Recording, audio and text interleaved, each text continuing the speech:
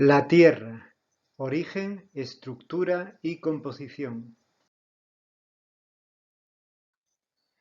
El universo se formó aproximadamente hace 12.000 millones de años a partir de un punto especial denominado singularidad, donde estaba concentrada toda la energía, la materia, el espacio y el tiempo.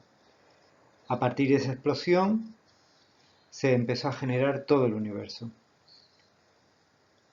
Eh, Hace unos 5.000 millones de años se formó el sistema solar. La teoría más aceptada sobre su formación es la hipótesis de los planetesimales, que considera que se formó en 5 etapas.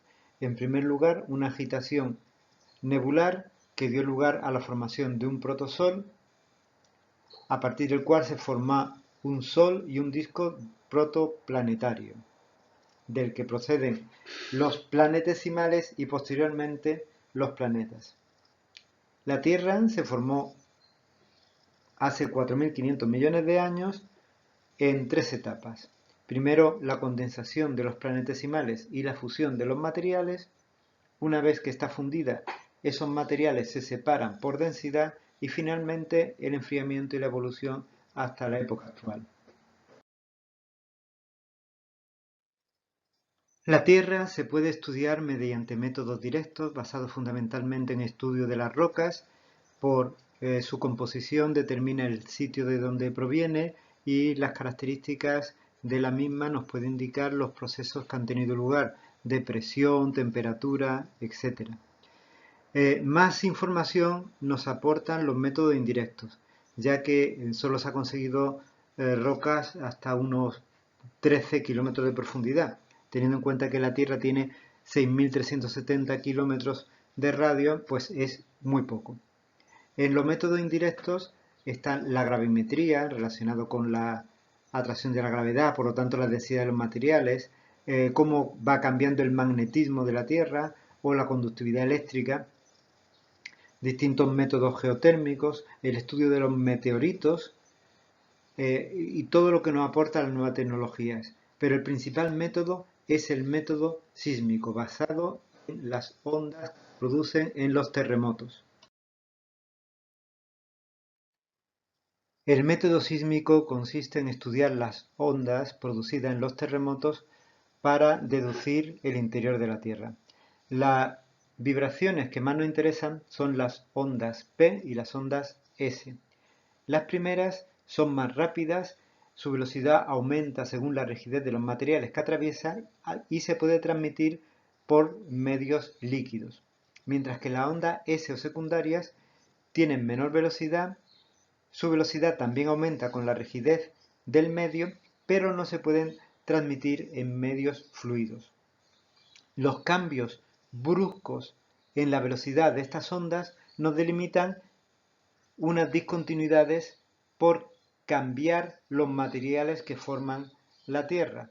Así que estas discontinuidades nos marcan la frontera entre las distintas capas terrestres. La primera, la más conocida, es la discontinuidad de Morovici, que nos diferencia la corteza del manto. La discontinuidad de Gutenberg, a 2.900 kilómetros de profundidad, nos diferencia el manto del núcleo, mientras que la discontinuidad de Lehmann, a 5.100 kilómetros de profundidad, diferencia el núcleo externo del núcleo interno. Según la composición química de la Tierra, hay un modelo geoquímico o estático que diferencia entre la capa más superficial, la corteza, en la que diferenciamos corteza oceánica y corteza continental, el manto superior, el inferior, el núcleo externo y el núcleo interno. Pero si lo que nos interesa es ver cómo se mueve, cómo actúan las distintas capas, entonces nos interesa un modelo dinámico en el que diferenciamos la capa superior, la litosfera, que incluye la corteza, y la parte superior del manto, que es toda la zona rígida.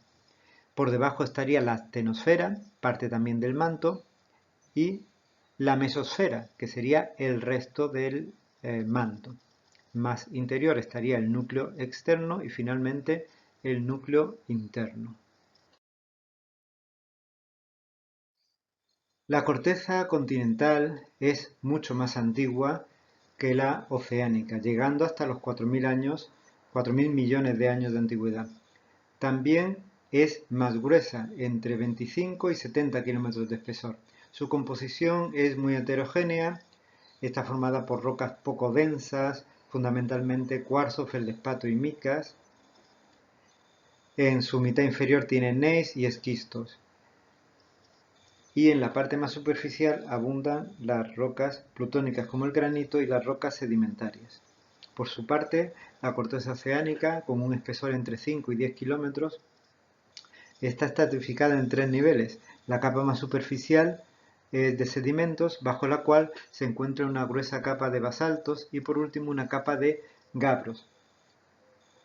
Es más joven o su edad oscila entre los 0 y los 180 millones de años. El manto es la capa de mayor masa y volumen.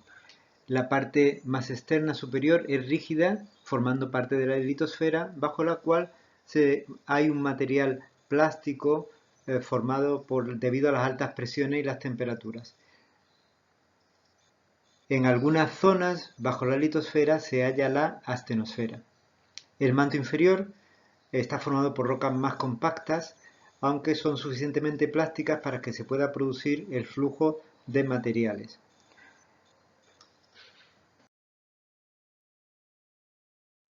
El núcleo es la capa más interna formada por distintos metales que se fueron al centro debido a su densidad.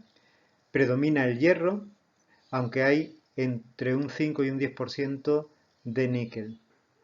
El núcleo externo está fundido y presenta corrientes por las variaciones térmicas y por la densidad, mientras que el núcleo interno es de metal sólido.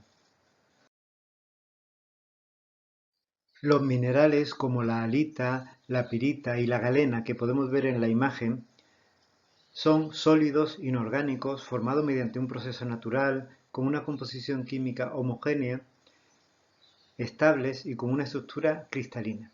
Cuando hablamos de estructura cristalina nos referimos a la ordenación interna en tres dimensiones y simétrica de las partículas que lo constituyen. Un cristal es un mineral con una forma poliédrica que puede ser reflejo de su estructura cristalina, mientras que el hábito cristalino es la forma geométrica que presenta un cristal. Cuando uno o varios minerales se unen, forman una roca. Entre minerales y rocas está formada la geosfera, excepto el núcleo que es metálico. Sin embargo, aunque hay una gran diversidad de minerales y de rocas, solo hay unos pocos elementos químicos en su composición, de forma que 8 de ellos, los llamados elementos geoquímicos, representan el 98,6% de la composición de las rocas. Estos son el oxígeno, el silicio, el aluminio, el hierro, el calcio, el sodio, el potasio y el magnesio. Cristalización es un proceso largo en el que se ordenan los materiales que forman el cristal. Tiene dos fases, nucleación y crecimiento. En la naturaleza se produce por enfriamiento de magmas, por precipitación de las sustancias disueltas y por sublimación o recristalización. En este proceso largo pueden cambiar las condiciones, ocasionando distintos fenómenos como el isomorfismo, el polimorfismo, imperfecciones o la asociación de varios cristales. Para reconocer los distintos minerales nos fijamos en sus propiedades. Algunas de las más importantes son las siguientes. La fractura, que es la forma en la que se rompe al golpearlo. Una de las más importantes es la exfoliación, que permite generar la fractura en láminas, la densidad, el punto de fusión, la dureza, que tiene que ver con la resistencia a ser rayado. Hay una escala que permite reconocer la dureza de los distintos materiales entre 0 y 10. El magnetismo, las propiedades magnéticas del el color, que no siempre coincide con el color externo, ya que a veces hay impurezas que lo ocultan.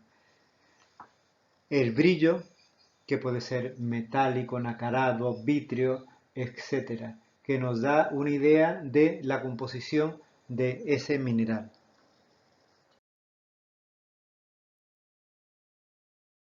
Se conocen unas 3.500 especies minerales. Sin embargo, solo unos 20 forman parte de las rocas. Son los minerales petrogenéticos. Para estudiarlos se agrupan y se pueden asociar según la composición química. El principal grupo son los minerales silicatados, que en su composición tienen distintos tipos de silicatos. Y, por otro lado, los minerales no silicatados. Dentro de los silicatados tenemos nesosilicatos, sorosilicatos, ciclosilicatos, inosilicatos, filosilicatos o tectosilicatos. Dentro de los minerales no silicatados tenemos los elementos nativos, los haluros, los sulfidos, los carbonatos, los óxidos no carbónicos y los óxidos e hidróxidos, entre otros.